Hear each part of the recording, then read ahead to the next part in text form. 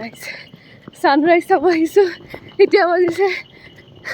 3:45 ছাইডতে আহি আছোঁ গাড়ীৰ কাৰণে আহি আছোঁ টাইগাৰ হিলত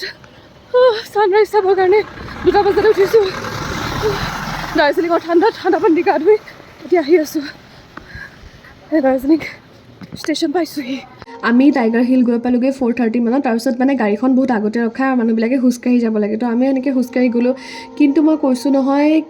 মানে টাইগাৰ হিল হৈছে এটা এনেকুৱা এটা লোকেশ্যন যিটো মানে একদম পূৰা দাৰ্জিলিং ফেমাছ লোকেশ্যন য'ত মানে ছানৰাইজ হয় মানুহবিলাক দেখিছেনে সেই ৰাতিপুৱাতে কিমান মানুহ ছানৰাইজ চাবলৈ গৈছে কিন্তু গৈ পাই গম পাইছোঁ যে 3 মাহৰ পৰা বোলে তাত ছানৰাইজ হোৱাই নাই হৈছে কেতিয়া একদম 9-10টামান বজাত হয় মানে তেতিয়ালৈকে মানে সেইটো ছানৰাইজ একদম প্ৰথম ছানৰাইজটো নহয় আৰু গৈ পেলাই মানে সূৰ্যোদয় প্ৰথম যেনেকৈ সূৰ্যটো ওলায় সেইটো নহয় আৰু তাৰপিছত এঘণ্টামান ৱেইট কৰিলোঁ ছানৰাইজ হ'ব বুলি বহুত বেছি মানে ভয়ংকৰ ঠাণ্ডা তাতে